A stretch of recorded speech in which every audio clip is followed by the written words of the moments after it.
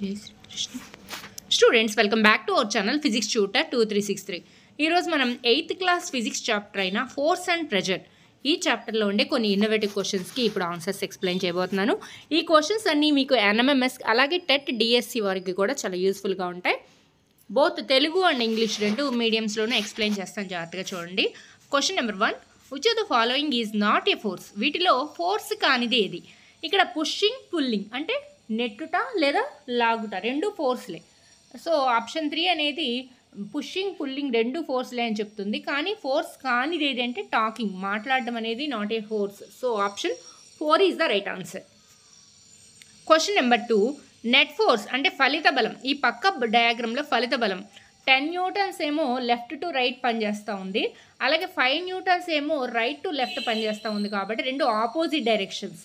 So opposite డైరెక్షన్లో పనిచేస్తున్నప్పుడు net force ఎంత అవుతుందంటే వాటి యొక్క డిఫరెన్స్ అవుతుంది. So 10 newtons minus 5 newtons, 10 newtons minus 5 newtons, that is 5 newtons. So option 4 is the right answer. ఈ డయాగ్రామ్లో ఫలిత బలం ఎంత అనమాట? 5 newton. Option 4 is the right answer. Question number 3, SI units of pressure. ఇది డైరెక్ట్ క్వశ్చనే. అంటే ప్రెజర్, పీడనానికి ఎస్ఐ ప్రమాణాలు ఏంటి? పీడనానికి ఎస్ఐ ప్రమాణాలు ఏంటనమాట? Pascal. Option 2 is the right answer. వీటిలో మిగిలిన ఆప్షన్స్ కనుక మీరు చూస్తే న్యూటన్, డైన్ అని ఇచ్చారు. First option newton, third option dyne. ఈ రెండు కూడా బలానికి ప్రమాణాలు. బలానికి ఎస్ఐ ప్రమాణాలేమో న్యూటన్స్, అలాగే బలానికి సిజిఎస్ ప్రమాణాలేమో డైన్లు.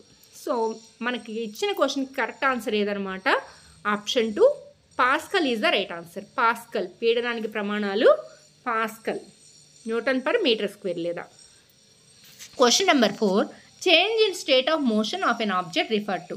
అంటే ఒక వస్తువు యొక్క స్టేట్ ఆఫ్ మోషన్ అంటే వస్తువు యొక్క చలనంలో మార్పు అంటే అర్థం ఏంటి? చలనంలో మార్పు అర్థం ఏంటి? Change in speed of an object, వస్తువు యొక్క స్పీడ్ మారొచ్చు. Change in direction of object అంటే వస్తువు యొక్క డైరెక్షన్, దిశ కూడా మారొచ్చు. సో బోత్ 1 and 2 అనేది correct answer. Option 3 is the right answer. Change in speed of object and change in direction of object. బలం అనేది వస్తువు యొక్క దిశను మారుస్తుంది, వస్తువు యొక్క వేగాన్ని మారుస్తుంది, ఒక వస్తువుని రెస్ట్లో కూడా తీసుకొస్తుంది అనమాట. Question number 5, the force which oppose the motion. ఏదైనా ఒక వస్తువు యొక్క చలనాన్ని వ్యతిరేకించే బలం ఏది? చలనాన్ని వ్యతిరేకించే బలం అంటే చలనాన్ని ఆపే బలం ఏదనమాట? ఫ్రిక్షనల్ ఫోర్స్, ఘర్షణ బలం. తెలుగులో ఏంటనమాట దీనికి? ఘర్షణ బలం అనేది ఒక వస్తువు యొక్క చలనాన్ని నిరోధించే బలం. వీటిలో ఫ్రిక్షనల్ ఫోర్స్ అనేది ఒక కాంటాక్ట్ ఫోర్స్, స్పర్శ బలం. మిగిలిన ఫోర్సెస్, మ్యాగ్నెటిక్ ఫోర్స్ కానీ గ్రావిటేషనల్ ఫోర్స్ కానీ ఇవన్నీ ఈ రెండు కూడా నాన్ కాంటాక్ట్ ఫోర్స్ అంటే క్షేత్రీయ బలాలు అంటాం తెలుగులో. క్షేత్ర బలాలు అంటే టచ్ లేకుండా జరిగే ఫోర్సెస్ అనమాట. సో ఫ్రిక్షనల్ ఫోర్స్ అనేది correct answer, oppose the motion. Question number 6, gravitational force. ఇక్కడ గ్రావిటేషనల్ ఫోర్స్ అనేది ఏ సందర్భంలో అంటే గురుత్వాకర్షణ బలం అనేది ఏ సందర్భంలో వర్తిస్తుంది అని అడిగారు. ఇక్కడ క్వశ్చన్ నెంబర్ 1, 2, 3, 4 ఆప్షన్స్ చూస్తే ఆప్షన్ 1 ఏంటి? It acts on every object on the earth. అంటే భూమి మీద ఉండే ప్రతి ఆబ్జెక్ట్స్ మీద ఈ గురుత్వాకర్షణ బలం ఉంటుంది అని. Second option, it acts between planets అంటే రెండు గ్రహాల మధ్య మాత్రమే ఈ గురుత్వాకర్షణ బలం ఉంటుందని. It works on the planets only అంటే ప్లానెట్స్ గ్రహాలు ఏవైతే ఉన్నాయో ఆ గ్రహాల మీద మాత్రమే ఈ గురుత్వాకర్షణ బలం ఉంటుందని. అలాగే ఫోర్త్ ఆప్షన్ ఏంటనమాట? It acts between every object in the universe. అంటే యూనివర్స్లో ఉండే ఏ ఆబ్జెక్ట్స్, యూనివర్స్లో ఉండే ఖగోళ వస్తువులు ఏవైతే ఉన్నాయో ప్లానెట్స్ కానీ ఆస్ట్రాయిడ్స్ కానీ లేదా శాటిలైట్స్ కానీ వాటిలో ఏ రెండు వస్తువుల మధ్య అయినా కూడా ఈ గ్రావిటేషనల్ ఫోర్స్ ఉంటుంది అని చెప్పే వాక్యం అనమాట. సో ఇది కరెక్ట్ ఆన్సర్. 4వది correct answer. Option 4 is the right answer. It acts between every object in the universe.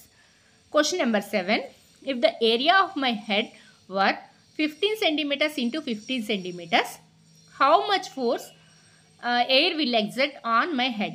This is one of the innovative question. ఇక్కడ మన హెడ్ యొక్క కొలతలు ఇచ్చారు. నా హెడ్ యొక్క కొలతలు కనుక 15 సెంటీమీటర్ ఇంటూ 15 సెంటీమీటర్గా ఉంటే 15 సెంటీమీటర్ల పొడవు 15 సెంటీమీటర్ల వెడల్పుగా ఉంటే నా తల మీద ఎయిర్ కలిగించే ప్రెజర్ ఎంత లేదా ఫోర్స్ ఎంత అని అడుగుతున్నారు.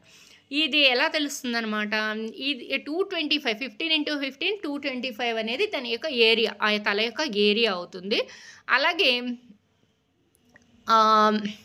ఈ గ్రావిటేషనల్ యాక్సలరేషన్ ఎంత అనమాట, యాక్సలరేషన్ డ్యూ టు గ్రావిటీ అనేది 10 m/s² కాబట్టి ఈ రెండింటిని మల్టిప్లై చేస్తే దట్ ఈస్ 2250 న్యూటన్స్. మన తల మీద ఎయిర్ కలిగించే ఫోర్స్ ఎంత అనమాట, 2250 newtons. So option 1 is the right answer. ఇలా మరికొన్ని ఇన్నోవేటివ్ క్వశ్చన్స్ తెలుగు మీడియంలో కూడా మీకు అందజేస్తాను. ఇంకా మీకు ఏ చాప్టర్లో అయినా కానీ కంటెంట్ సపోర్ట్ కావాలంటే ఖచ్చితంగా కామెంట్ బాక్స్లో తెలియజేయండి. Thank you very much.